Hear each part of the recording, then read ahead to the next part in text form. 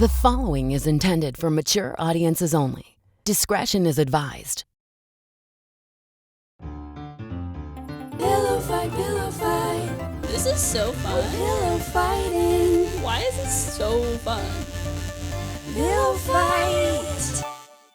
Hi everyone, it's me, Yamini. If you like Pillow Fight, please be sure to give it a follow, and if you listen on Apple Podcasts, rate and review it. That would mean the world to me. Enjoy the episode, and thank you so much for listening to Pillow Fight. If you're following me on literally any platform, you probably know just how much I poop. And let me tell you, wiping your butt raw with toilet paper does not remove all the shit that's sitting on it. Thankfully, there's now a sleek bidet attachment that clips onto your existing toilet and sprays your butt completely clean with fresh water. It's called Tushy, and it's the best thing you can do for your butt. Tushy sprays directly to your ass and removes the poop completely, so you aren't sitting on bacteria that leads to nasty things like hemorrhoids, yeast infections, UTIs, and itchy assholes. And a Tushy bidet cuts toilet paper use by 80%, so it pays for itself in just a few months. Join millions of happy Hello Tushy customers, including me, right now, and have a clean butt with every flush. Go to hellotushy.com/yams to get 10% off your order. That's hellotushy.com/YAMZ. Pillow Fight. Pillow fight, pillow fight. Is yours made of goose? We got feathers flying everywhere. Mine's made of goose. Pillow fight, pillow fight. This is so fun. Pillow fighting. Why is it so fun? Pillow fight. Today on Pillow Fight, I'm joined by Kylie Brakeman, a Los Angeles-based comedian who you might know from her viral character videos. She was recently named to Wesley Morris and A.O. Scott's Great Performers issue for the New York Times and has written and performed at UCB, the Pack Theater, and ComedySportz LA. You can find her on Twitter and Instagram at Deadeye Brakeman. On this episode of Pillow Fight, we talk Meghan and Harry, blue check liberals, and how to shoot your shot in the DMs. Fuck. Marry? Kill. Fuck, marry, kill. To start, the fuck, marry, kill options. The first one is Meghan and Harry spill the tea on Oprah. So as we're recording this happened last night. So it's like all that anyone's talking about right now. But, Oprah sat down with Meghan Markle and Prince Harry for like an in-depth interview on why they left the royal life. And I saw a tweet that was like, this is the second time that Americans are spilling tea to dunk on the British. I love it. But she opened up about a lot of things, like that she had like suicidal thoughts while she was there. She didn't get a security detail. Like they were being racist about her like unborn baby and all this other stuff. And Harry said like he was really committed to not letting what happened with his mother happen to Meghan. And Oprah, was really pushing for all the information, even though they didn't give it all. Number two, The Queen's Gambit, which is a Netflix hit miniseries, is currently being adapted as a stage musical. That's all. That's all for that headline. Number three, Jeff Bezos' ex-wife, Mackenzie Scott, recently got remarried to a science teacher, and they both signed on to the Giving Pledge. So they committed to donate most of their fortune to philanthropic efforts. Jeff Bezos, for reference, has not signed on to the pledge. So fuck, marry, kill, Meghan and Harry on Oprah, Queen's Gambit musical, and Mackenzie Scott marrying a science teacher. What would you do? Okay, so I was very enwrapped by the Oprah interview last night. It was so shocking. It was so dramatic. And like not that shocking because we know the royal family is bad. We know that what they're up to, but like it was so crazy to hear it like out loud. Like nobody ever says that stuff. I feel like I can't marry it because the subject matter is so dark, but as an event, I would like to fuck it. Mm-hmm. Okay, Mackenzie Bezos, I still don't trust. I might have to kill it. I don't know. I just wish she would pay her taxes instead. Great that they're doing that, but would be better if we had healthcare. I understand that's not her fault specifically, but I just don't know. I'm a little skeptical of it. I'm gonna marry the Queen's Gambit musical. I've only seen 2 episodes, but of it, I'm like, oh, this would be great. The chess dancing on the thing. Oh my God, amazing. I'm trying to imagine like what that would look. I think like people would dress up as chessboard pieces and like dance on the thing. They already have a musical about chess. It's called Chess, and it's like set in the Cold War. Really? So I'm kind of intrigued to see what would happen here. Yeah. I would kill that just because I'm tired of people just not having original ideas and just turning everything into like 10 types of things and just there are only 10 ideas and we just have to keep making them over and over and over again, and those are the rules. In the summer of 2019, I was interning at a production company, and it was just wild to me. Like every script I would read, it would be like described as like the new take on X, like Men in Black, but it's women. Like it's just everything is like an like amended version of like some existing story. Men in Black but women is so funny because we already did Lady Ghostbusters, and like, let's let the ladies do something else. Let's let the ladies do their own thing. You know, it's International Women's Day when we're recording this. Oh, well, so. happy Women's Day to you. I know, to you too. But yeah, I think I would kill the Queen's Gambit musical just because, I don't know, something about it is not. I get that. I fully get that. It's unnecessary. I just know that Lin Manuel Miranda saw that show and was like, I gotta get my hands on those chess pieces. They're gonna dance. You know, he's like writing a 2020 musical right now with like there's a Trump getting COVID song, and there's like a, you know, the first big cases of COVID, like the shutdown. There's like Dr. Fauci has like a song. He's definitely rapping about Covfefe. Like we can, we know it's gonna happen. And I'm really scared for what's gonna happen when he releases that, because I know he's working on something right now that is like very frightening. He is up to no good. He is up to something sinister with all this, with all the turmoil in the world. I think that we could get like better art about Trump in like 20 years. But we cannot do anything right now. Not right now. I don't want it. Like COVID and Trump. And so I'm tired. Like when I'm like an adult, and hopefully if things are better in the world, and like, you know, like I could show my kids something about Trump and be like, oh, like, yeah, I lived through that shitstorm. I don't want, it's too fresh on everyone's minds right now, I think. No, he's such a cartoon character. I like don't want to think about him. Today, I think all of his Supreme Court resolutions that he was like challenging the election were all thrown out today, and like he was officially not the president.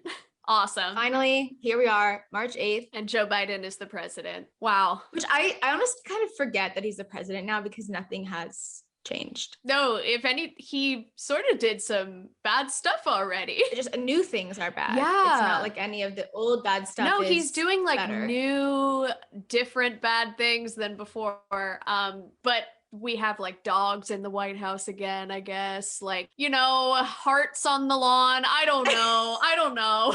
I'm like so exhausted from the past year that I don't have the mental capacity to like process it. Seeing what Jill Biden did with the White House front lawn, though, made me think that she's more capable of being president than he is. I think she is running the show. She clearly has like a vision and a plan and is able to execute it. And I don't think that he knows what he's doing, really. He's just kind of like listening to people, tell him what to do. I think his brain is mashed potatoes, but I think she is fully cognitively there. Did you see that he made a fan cam of himself and posted it on Twitter? Yeah, where he's just like, every day they post a little video of them walking to get something done with a mask on. And I'm like, guys, you're actively doing nothing or impeding things that are happening. They're like spending all of their time and money like doing like a social media campaign for Joe Biden instead of like giving people stimulus checks. And people fall for it. They're like, yes, blue wave, that's my president. And I'm like, no.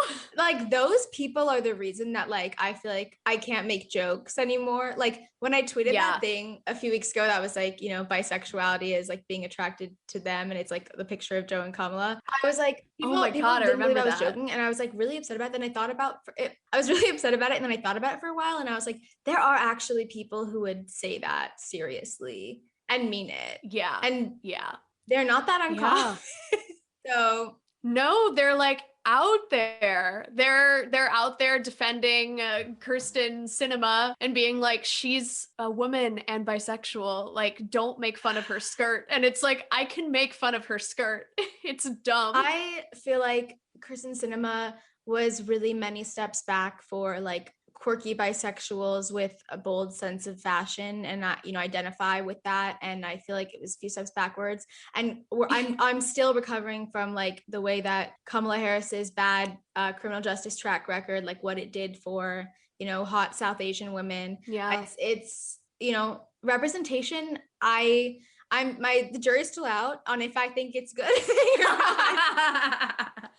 Because we're still figuring that out, if it's better or worse, we don't know. Because if I just get me mad at white people instead of people who like straight white cis men, if I can just be mad at them, that's so much easier. It's like a clear thing. Yeah, we have a common enemy. But if the enemies are like me, that makes it a little more complicated. Like I have to vouch for them and what they're doing. I remember also like when Kamala was when they won, like a lot of Indian people were making jokes like, ha, like, Kamala auntie, like we're gonna have like Indian food in the White House. And then like liberals, like those like blue check, like neoliberal, that the same people who are like, yay, blue wave, like who would earnestly tweet that tweet that I tweeted, are like made like beautiful graphics of like her in a sari and like being like, Kamala auntie welcomes you to the White House. Like white people were fully posting this. I was gonna say, is it white people making these? Because oh my god, it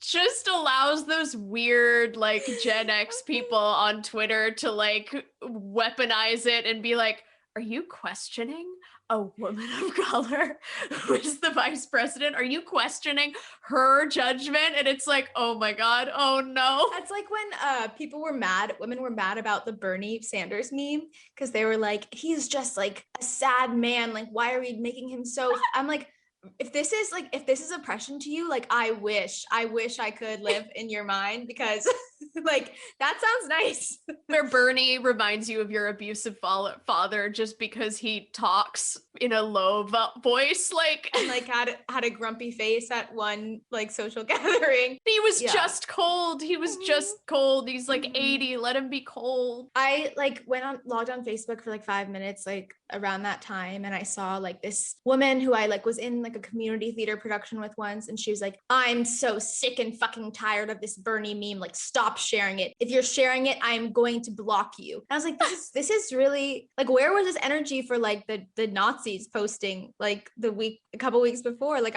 it's so extreme. No, the most hate I get online for any video that is like rather abstract, like any of the blue check liberal stuff where I'm just like, this, like women with feminist in their bio come after me so hard, and they're like, why aren't you making fun of men? And I'm like, I'm simply a woman. It's just simply easier. And I never specified that this was a woman. I just physically am a cisgender woman, and I present as such, and I am talking as such. Like there's nothing, this is not some nefarious thing. Ladies, is being a woman and telling jokes anti-feminist? I think it is, because you're inherently making fun of the existence of being a woman, and that is therefore bad. We've gone full circle. Women aren't allowed to do comedy. It's anti-feminist for women to do comedy. We've figured it out. Like also it's like when I make fun of men, people are like, you misandrist, and then if I make fun of a woman, they're like, you self-hater. It's like, okay, I should just make fun of like animals, and then I'll be called like PETA will come in, and then PETA will go after you. Yeah, you're a speciesist, which is a phrase that they're throwing around a lot, which I love. I think that PETA, this is my conspiracy theory, I think that PETA was created by Big Meat to make vegans and vegetarians look worse. Oh my God, it's like, what is that called? A psyop? No, a fucking, a false flag. I don't know what it's called, but there's some conspiracy term for it, but that makes a lot of sense because they're making it just so uncool that it's like, ugh, I'll never be that. Every single like vegan or vegetarian person that I know like despises PETA and thinks they're like really bad because they're not actually convincing people to be vegan. They're like making people hate vegans. Yeah. And like most vegan people, like their objective is to like help other people like cut down on, in like sort of like in a proselytizing, like being a vegan missionary sort of way. Their goal isn't to like shame other people for eating meat. It's like to help people eat less. And PETA's doing the opposite. I feel like if they were just chill and they were like, here's some recipes for some salads, we'd all be on board. Yeah. But they don't do that. Instead, they're yelling at us for saying killing two birds with one stone. And that's... Have you seen those charts that are like the microaggressions against animals, or like the slurs that are against animals, where it's like, you can't, it's what you said, kill two birds with one stone. It's so funny. I'm forgetting the other ones, but there were so many. They were like, replace this with that. It was like, feed two birds with one scone. Yeah. I'm not giving a bird my scone. It doesn't work. That's too expensive to give to a bird. No, you know? a scone is like $4.50. A scone is like a treat. I'll give a bird like the crust of my bread. If I drop some Cheez-Its, I'll kick it next to them. That's what the birds are gonna get from me. Uh-huh. Yeah, so I would kill the Queen's Gambit musical. Right. I think I would fuck the Meghan and Harry Oprah situation too, because I think like there's a lot that I enjoyed about the way they stood up for themselves, but also it left a lot to be desired. Like I wanted to know who said what. I wanted them to like really, really like out some people. And I wanted, I think Oprah was trying her hardest to like get them to, but they were being way better to these people than they were to them. I mean, it seems like such a thing that was so unbelievably coordinated. Like you can tell they ran these answers for months, and like she would stop short strategically of saying, because I'm Black, so that Oprah could say it for her. Like it is like a masterful performance in like being coy, but like getting the viewers to like think the actual thoughts for her, and just see like, but she's not saying any of them. She's just coming across as this sympathetic figure. It's really just, it was so well done. And maybe we'll get those names. I don't know. Nothing that she said was like actually damning anyone. It was just like, sharing her own experience. I think also they're really protecting the Queen. Like they like kind of said everyone else is a piece of shit, but they didn't say the Queen was. And like, there's no way that she's like the only good. I feel like she's maybe like, she's 95. I don't know how much influence she actually has. I really don't know how it works. I watched The Crown. Seems like there's some other people making decisions. I wonder if they also kind of fear for their lives. Like if they drop William's name, because it's William. Like, I feel like it's William. I don't know. Like, they could come after him. Yeah. Mm-hmm. I feel like it's William too. I really feel like it's William. I think also, like, William and Harry are really interesting to me because they're both Diana's sons, but, like, Harry is, like, really cognizant of his mother's experience and, like, never wants his wife to go through that. And William is, like, just, like, a dick who... Did you watch The Crown? I didn't, but I want to watch a season with like this. I want to watch the Meghan and Harry season. I know. I want this business. The Diana season is very interesting, but in like season 1, like when they're talking, Elizabeth goes to the throne, and this is like 1950 or something. Her sister, who I believe is Margaret or Anne, I think Princess Margaret, whoever is played by Helena Bonham Carter in a later season, she's the one who rebels. Like she wants to be queen so bad, but she has like a personality. Like she has other things going on in her life. But Elizabeth was always very by the book, very boring, just like, I am going to do what the crown is telling me to do. And that is what I think William and Harry. I think William had this little bug in his brain that's like, I'm the heir to the throne, the Christian God's blood courses through my veins. And so I have to like stay the course. And staying the course, of course, means being very racist and horrible and like not sticking up for anybody. And Harry got to like go to Vegas and do drugs and like hang out and have a personal life. And so maybe he's a little bit more with it. I also think that the part in the interview where she was talking about how Kate made her cry, I'm very, I'm interested around that because she's like, I've forgiven her. It's great. It's all fine. Like, we're fine. She said sorry, but then she kept mentioning again. It's like when you like want someone, you want to tell someone that like you're upset with someone, but you don't want to outright say it. Because like they're friends with that person or something. And so you're just like, yeah, like she did this, like, I'm totally fine with that. But it's like, I love being the bigger person, but also outing them at the same time. She did it very carefully. It was again, very like put together, very, very coached, very incredible performance. And she's an actor. And so it makes sense. She also like must really love Harry to be like sticking through that when she was like a successful American actress and like had, you know what I mean? Like I think they like really love each other. So, I mean, I think they do. I think that's like, and that's also not really something based on just documentary. I don't know. I'm not in the palace, but it seems like nobody actually loves each other that much. And whenever somebody loves somebody, that's when everything goes wrong, goes awry. And if love and horniness is what tackles the British monarchy, then so be it. Horniness will tackle the monarchy. It's true. It could only sustain itself for so long. I think horniness is an active revolution. Like I saw a tweet that was like, it's anti-capitalist. Like it doesn't work from 9 to 5. Like it doesn't know your hours. It like comes up whenever, like it's unencumbered by anything, you know? It's a freeing force. I also saw this tweet that I love how everything we say is just, I saw this tweet because we're just online 24/7. But that was like, all art is either created because of horniness or revenge. And I think that is so true. Whoa. Yeah. Like at least the gripping art. Yeah, the art that means something. You have to have like some little thing in you that's like, I'm making this to spite this person. I only started doing improv or performing because it was like, there was a boy in my class who annoyed me and I wanted to be better. Like I would never have done it if I didn't have this thing in my body that was like, oh, you can do it better. I never did that much stand up. I don't know. Before I did like UCB and all that stuff, like I went to a few open mics and the only thing that kept me coming back a little bit was like seeing other people just not know how to do it at all. Yeah, I did stand up for the first time a little over a year ago and I had been wanting to for a long time. Like I'd done improv and sketch and stuff, but I'd been wanting to, but I was really scared. And then I saw a stand-up show at the Laugh Factory in LA.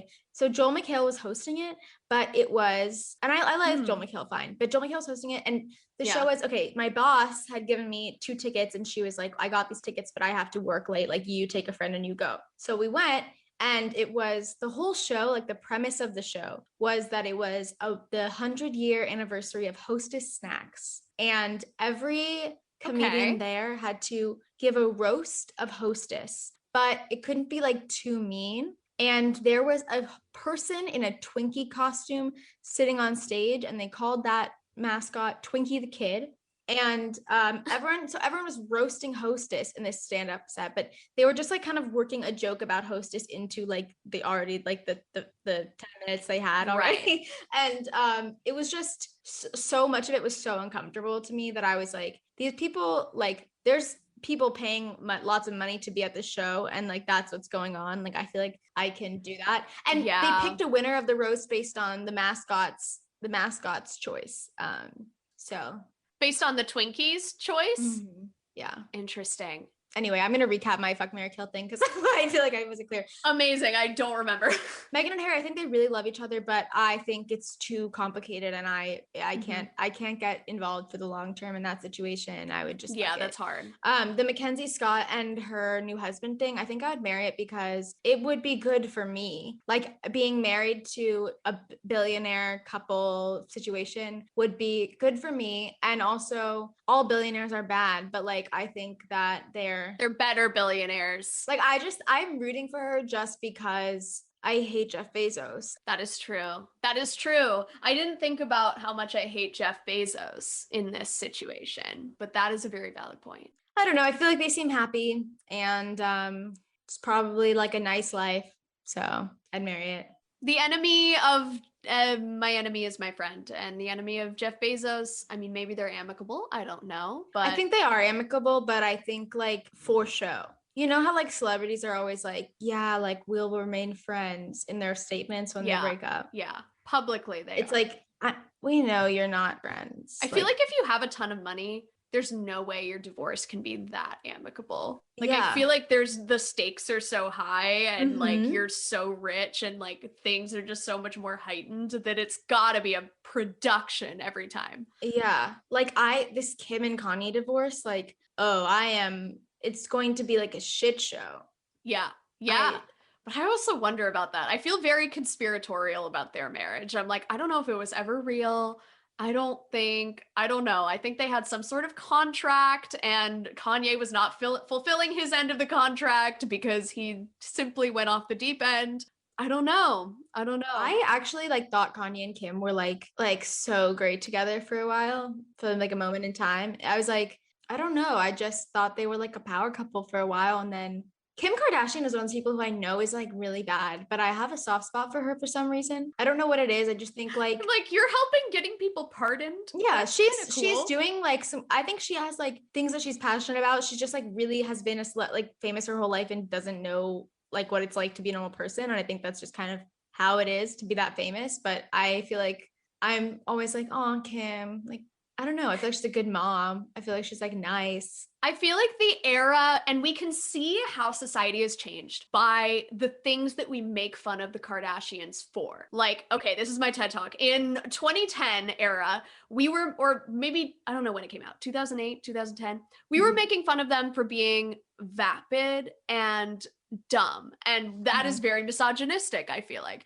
And now we're making fun of them for being billionaires, and we're like, we just have to eat them, which I think we've progressed. I don't know if that's progress, but I feel like it's something. We're getting somewhere. I think it is progress. Because now we're not mad. We're not like, Kim Kardashian made a sex tape. We're like, oh, Kim Kardashian like flew a private jet to an island for her birthday and like gave everybody COVID. Yeah, people with COVID. You know, I have like this kind of litmus test for men, which is that if a man hates the Kardashians but can't tell you why, he's probably a misogynist, because there's a lot of valid reasons to hate them. But if you can't even figure out one, it's because you hate definitely women. One of those. It's one of those like antiquated, like, you know, I just don't like seeing like powerful women succeed. You're so right. Yeah. Or like, oh, they wear too much makeup. Yeah. They're fake. Like that's not. Yeah. They had plastic surgery. We don't care about that anymore. Now we are plastic surgery positive as a society now. We're like, you go get it. So I think the discourse is changing and I like it. They're still billionaires. Yeah. They're still like not a positive influence to society at large, but it's like, you know, call them out for the things that like actually matter. Yeah, the Kardashians, I just feel I have complex feelings around. Not all of them. I think the only one I really actually like feel is good is Kim. I think Kim is baseline good in her heart. I don't know what Kylie's up to. Kylie is the one that I feel. Kylie and Kendall really scare me. I think they're scary. I don't know why. For very different reasons. I think Kendall like doesn't really. I think that she is probably so impressionable that anyone could convince her to do like the Pepsi ad that she did makes me think like she doesn't really have kind of like her own sense of like what's right and wrong. She just kind of listens to other people. And so I think like anyone could take her for a ride and she could, with her power, like spread something bad. Kylie, I think, is an evil genius. And I think that she has so much power and money and influence to do whatever she wants. And I also think like somehow more than even the Kardashians, like everybody knows all of her business. She's like, she also has this thing where she talks so quietly and like doesn't emote at all that I'm like, it's hard for me to think of her as anything more than a blank slate, but you don't make that much money without like knowing something. Like, I don't know if it's other people like putting this on her or being like, you should make this makeup and blah, blah, blah, blah, blah. But if they were doing that, why weren't they just doing it for themselves? Or maybe they are. Maybe they have like a huge cut in it. I don't know. I think that like she's actually really, really smart and business savvy. I think she's just like not that interesting of a person. Would you rather, would you rather, would you rather? Let's play a game of Would You Rather.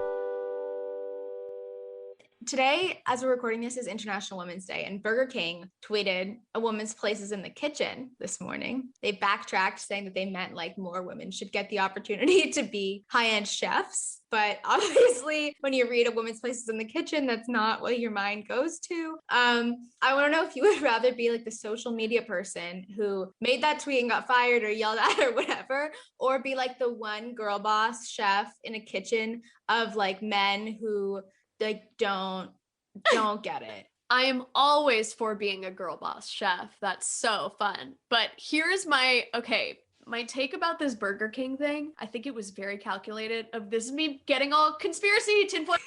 I think that they knew that people were going to hate click on it.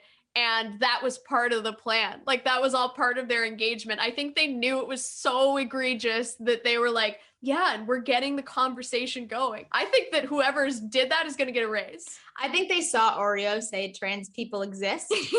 And they were like, what can we say now? That was an incredible day on Twitter. Yeah. Of just people changing their name to cookies and yeah, Chips Ahoy, Nabisco, all that. Oh my gosh, did you see Patty Harrison's? Is she back yet? I don't think she's back. I don't know if she's gonna be back. She really went down for like a really noble cause. Yeah, she was like, Sia's taking it over today. And then was like, we hate bisexuals. There were so many layers to it. It was like it was like her magnum opus. It was like truly a beautiful thing to watch. She was like Jesus. Like, she died on the cross for our sins. I really felt like that. I was like, she's gonna go down in flames and they're gonna take this away from her, but in the moment it's gonna be so beautiful. Yeah, when Abby was doing her whole Emily in Paris bit, I remember she was telling me that like she had to like go over copyright law to make sure that like and like parody law, so that to make sure like she wasn't sued by Netflix. Oh my god. That was just also crazy that like journalists just didn't Google. That was an incredible bit. Honestly, I think it's good publicity for Netflix because people are like, Emily in Paris's entire audience is people who hate watched it. And I couldn't get enough of it. It was like shocking to watch happen. Yeah, I didn't watch Emily in Paris, but I feel like I know exactly what happened. I feel like everyone was I can gather, like I've seen the clips of it. I just heard the discourse, so I feel like I know exactly how it went down. You definitely like, you know everything except for when she fucks a 17-year-old. Like, that is an episode that I feel like needs to be seen to believe. Emily in Paris, Emily also like had the job that the Burger King person like would have. She really had, and she pulled stunts that were like it. Like, her whole thing was like the male, like the in French, like the tampon is male or vagina is male or something, and she did her whole crusade was like vaginas are female, which is just such a like 2010 like weird, like we know not to do that now. And she was like, that was the show's like thesis statement. That was like their thing that they stand by. Emily in Paris, Emily is a TERF. Emily is a TERF, and she doesn't know it because she lives in 2012, but she is a TERF. Bad news. I think I would rather be the girl boss chef because that is all of every improv I've ever done is been being the one girl boss chef with a bunch of men who don't get it. You know, that's like kind of. Yeah. When I worked in restaurants, like it was always tougher for the female girl boss, for the girl boss chefs, because they would like call for runners or whatever, and people would just listen to them less. Like, if the male chef was on the line, like they were really scary, and so you would like come when you were called. But subconsciously, like if I was busy, or I feel like I didn't do it as much, but like if people were busy and they heard her, like there's this little thing in our stupid brains that's like, well, she doesn't mean it yet. It's like, it was really sad. The plight of a girl boss chef it's sad. So I'm sure you've heard about Sia's awful movie and music, and everyone's talking about it. And I just think Sia's takedown is so imminent, and I'm so ready for it. Yeah. You know, it sucks because I think she made a lot of great music, but Chandelier, incredible. Yeah, she's definitely not okay. And I want to know if you would rather have to be locked into a deal where you have to work on everything with Sia for the next 10 years, like the executive producer of like everything you ever do for the next 10 years. Or you're like only able to be on shows like Emily in Paris or Ginny and Georgia, like famously dunked on hate watched shows. Okay, I feel like Ginny and Georgia and Emily in Paris are not fully canceled in the way that Sia is canceled or eminently about to be canceled. So I feel like I would be comfortable becoming Lily Collins, being my little Emily and little Paris, and being just the dumbest white girl in that show that everyone makes fun of. Like I can handle that more than I can handle just completely being horrible to the autistic community. Because she like forced Maddie Ziegler into that movie and she didn't want to do it. Yeah, I think some bad stuff is gonna come out with that. Like looking at interviews where she's like We used to like hang out and we used to have sleepovers. Sleepovers, yeah. Like that's never a good word. Sleepover is never a good word when you're an adult. She just turned 18, I think. Like, I don't even know if she's 18. I think she just turned 18 or she's 17. No. But I hope she gets out of whatever contract, whatever hold that Sia has on her. yeah. Oof. I think I would also be a part of those shows because I think that like I could be like a character actor on those shows, like play just some crazy part and like have fun with it, you know? Like I don't think I would want to be like the Lily Collins type because that sounds like those shows, like that's never the fun. No, it's never fun. And like, I just know that that's what I would become. Like that, I don't like it. I don't want to do it, but I know that that's the option for me. See, like I get the privilege of, you know, not being forced into that because I am a woman of color. And so, you know, it would not always be thrust upon Yeah, me. you can be the quirky tokenized part that gets to sing. Like her whole, I think this girl's name was Mindy, the Asian friend. Yeah, the Asian friend. And her whole storyline got to be that she can sing in the park and everyone stops to listen to her. Which is very funny, and nobody's mad at Mindy for that. Yeah, I think that I could comfortably just be side characters on these hateable shows for a long time. I would have fun. And you could do that guiltlessly. Yeah. Like there is nothing on you. Like people would be like, oh, she deserves better. Truth or dare? Truth or dare? Kylie, truth or dare? Let's do truth. I want to know if anyone that you've ever like impersonated or like done a video about has ever like contacted you or interacted with the video. No, I don't. Actually, yes. Okay. The original like blue check liberal video where I'm just like, how come nobody's talking about this? At the very end, I like tag it with like Pod Save America, blah, blah, blah, blah, blah.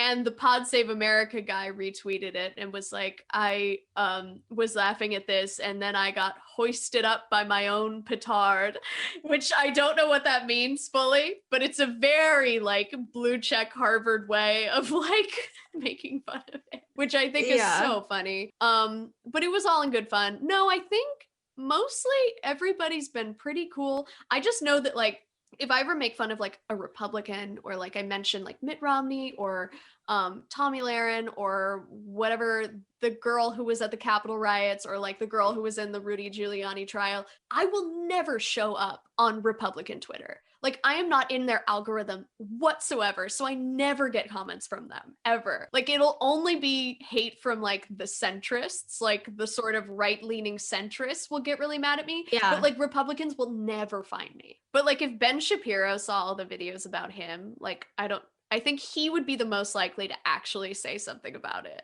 But he'll never see them. He would make like a revenge film. He would. About it. He would. In his new little studio with Barry Weiss and Gina Carano. He's got his own little production company, I think, right? Yeah. We love it. We love it when people pivot. I hope I'm not making this up. I'm pretty sure this is true. Kellyanne Conway used to do stand-up. Yes, I've seen it. Okay.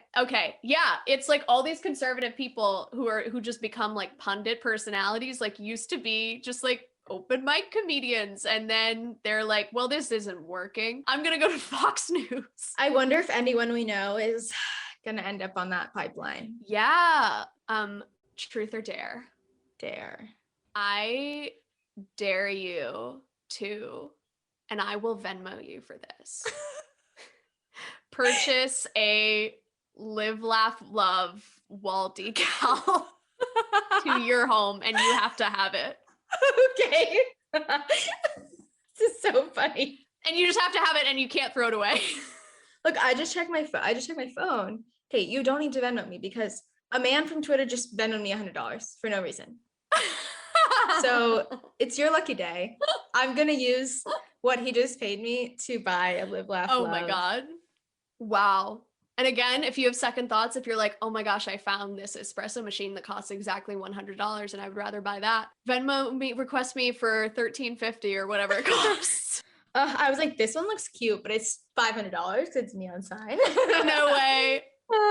Oh my my God, there's a Kim Jong-un live, laugh, love flag. Oh my God, that's crazy. The live, laugh, love industry has gotten too self-aware. Yeah. It used to be just like this very Christian thing. And now I feel like they're like, oh, we're a joke now.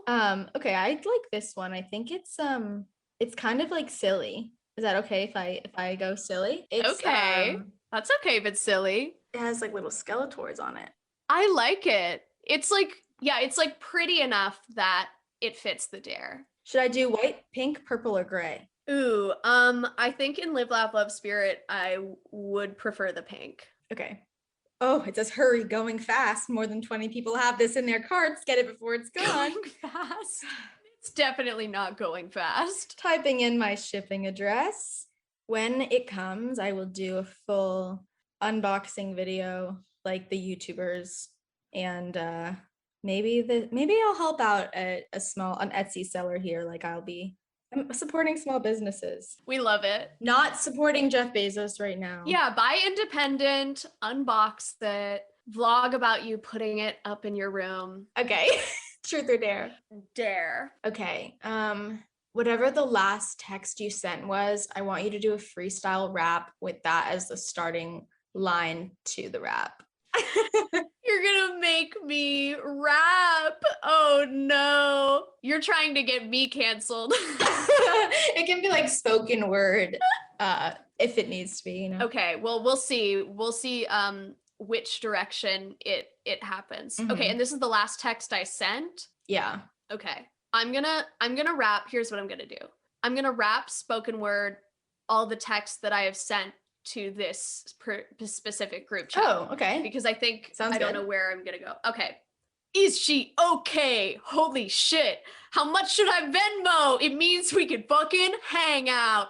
Legit just got this notification. Yeah, totally. Liked the message. Reminder that it's clean slate day for chores. Gonna do floors again tonight. I'm fine with that. I'll be home all day. LOL, he doesn't know what he wants. Biggie out. FYI, if you pull out, did anyone just lose Wi-Fi? Shiv, you can go for the rest. There's still a bit. I'll be back from 7-Eleven in 2 minutes. Then I'll give you the leftover dibs. Me, exclamation point, loved a message. Gonna go to work, but left foot outside. I'm not worried. We can let him roam. But if it's getting later and someone sees him before sunset, if you could snag him, that'd be great. I booked more anti-smoking ads, so I'm gonna be doing the same deal again. Shooting in the dining room all day, Wednesday and Thursday, so night need general quiet downstairs for chunks of time throughout the day. But Shiv, I could work around your work meetings, so you never know.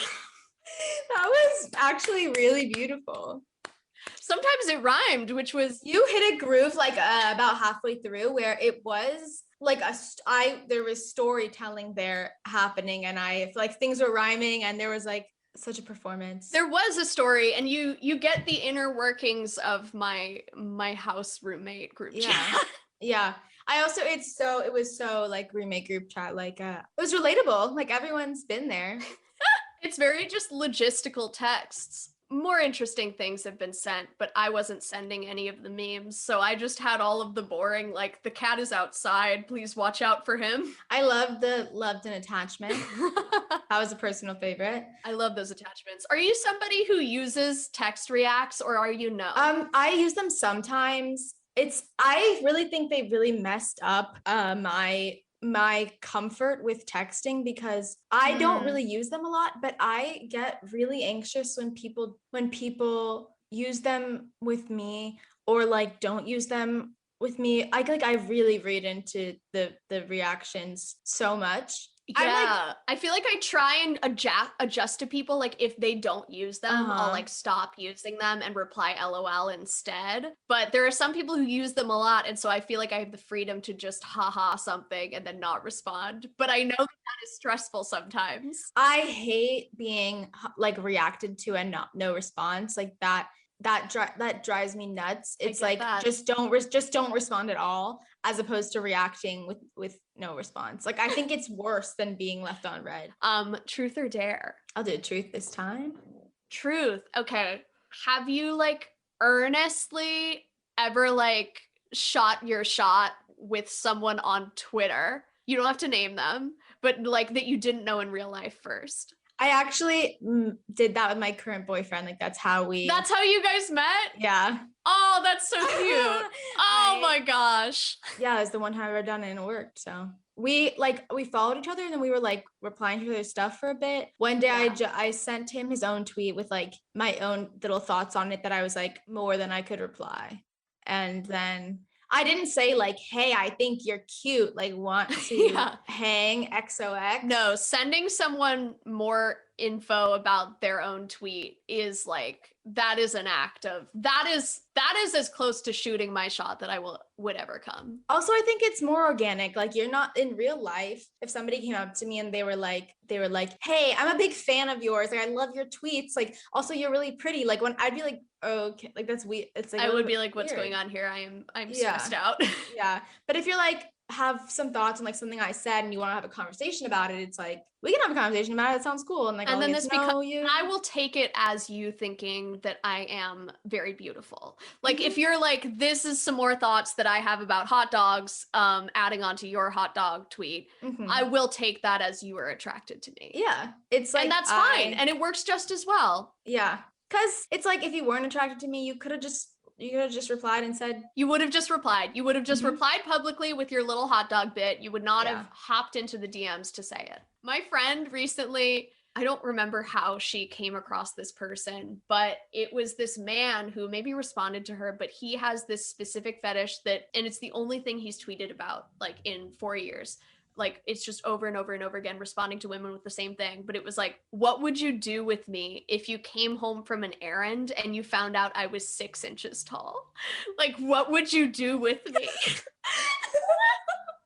And it's just responding to every single woman. And my friends found a specific interaction where somebody actually responded back and they were like, oh, I don't know what I would blah, blah, blah, blah, blah. And then he's like, would you put me in a cage or would you put me in a terrarium? And it's like, there is a kink for everything. How do you come across that and decide that you like that? Yeah, it's so specific. Like, I don't even know if there is porn for that. Like, you might just have to like see like a small animal or something and be like, that's really short and I'm carrying a bag of groceries. This is a very specific situation. What if I were that thing? Maybe like you had a dream about it or something. Yeah, I feel like it comes to you in the night. Like this is not a daytime kink. No. I can't imagine like living with that in your mind all the time. Yeah, it's like, it's, you know, because it seems to be like, it's not just his like in bed fetish, it's his public Twitter account fetish. Yeah. It is a thought that consumes you enough that you had to go on the internet and make an account for this and like pursue it. Because there's no other outlet for that. Where do you find that? This guy who just paid me $100, I don't know who he is. Was he like, thank you for making me laugh, here's $100, or was it just like a here's $100? It just says Twitter. Like I'll show you. Oh, there's the flame emojis. Okay, so this is more of like a sexual undertone, I feel like. But it's like $100, you know? That's a lot of money. I bought a Live Laugh. I could buy like 8 Live Laugh Love signs with that money. You could. Minimum wage should be 1 Live Laugh Love sign per hour. It should be enough money to buy that much. We should bring that up to the Senate. Kristen Sinema would approve it. She would. She'd curtsy, but this time it would be a yes. She'd be like, live, laugh, love it. Live, laugh, love it. Love that resolution. I vote yay. Truth or dare? Dare. I want to know the last few things you searched on Twitter, like your searches. On Twitter? Yeah. My searches. Okay. Like people and keywords. Okay. The first person I searched was, I just got headshots and I was trying to tag this woman and I didn't know if she was on Twitter, but it looks like she's not. So that was her name. I guess I'll plug her, Nakia Alfonso. She's on Instagram. She's trying to get more into the headshot game. So if you're looking for headshots, she was great. Okay, and then I searched, you know that thing where you can search an account and then a phrase, like if they've ever tweeted that? Yeah. So I searched my own name and then wrote this sketch because I needed to know if I had already tweeted about a sketch before that I had written. And I did. But I had only had 2,000 followers at the time, so I tweeted it again. I reuse a lot of tweets from the old times too. I should be doing that. I should just look back to like 2012 and be like, what jokes did I make then when no one was listening? Oh, yes. I searched, okay, this is just getting boring. I searched milkshake duck, because I was trying to find the original milkshake duck tweet. And then I searched Mars rover. I don't know why.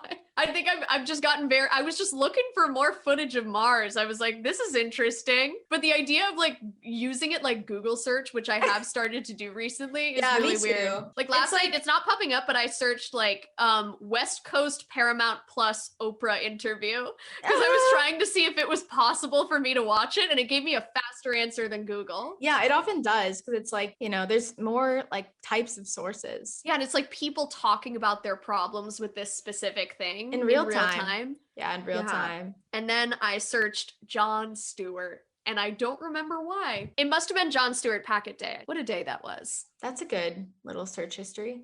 We've got some comedy, we've got some space, we've got some ego in there, we've got some logistical problems I'm working out. It's pretty much just like a little slice of life of everything I use the website for. You have like a range of interests, so you can't put me in a box.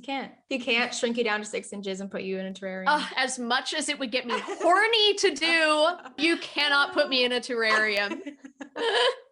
Okay, truth or dare? I'll do a dare too. Dare. Okay. I would like for you to sing a song based on, okay, do you use the calendar app? I use Google Calendar. Do you have things on your Google Calendar? Yeah. Like enough to sing a song about them? I think so. Okay, then that's the dare.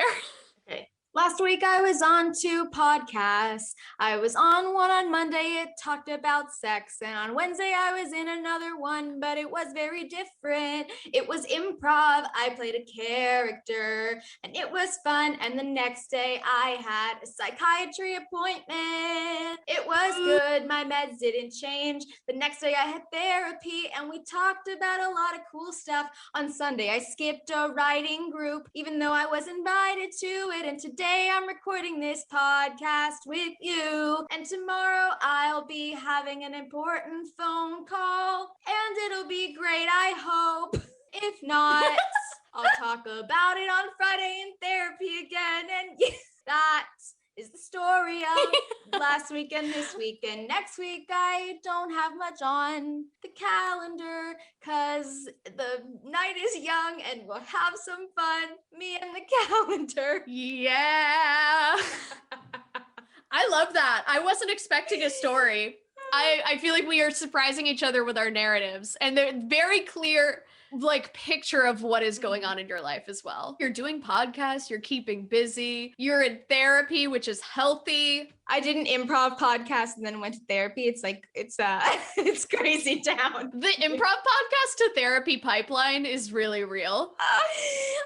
It was like, I got to escape being myself for an hour. Thank you so much for joining me today. It was like so fun to talk to you and like play these games. And it was like so fun to like meet you. It was so fun to meet you. Thank you so much for having me on. I had a blast. Yeah. I have nothing specific to plug at the moment. So just follow me on social media at Deadeye Brakeman, and I will update if I have plugs later. Yeah. And maybe we'll catch your anti-smoking campaign. Oh yeah, that'll drop soon. It'll be a fresh new batch. It's pretty exciting stuff. You're gonna save the lungs of kids. No one's gonna be smoking after this. Not a single person. Your impact. Thanks so much for joining our pillow fight. See you next time.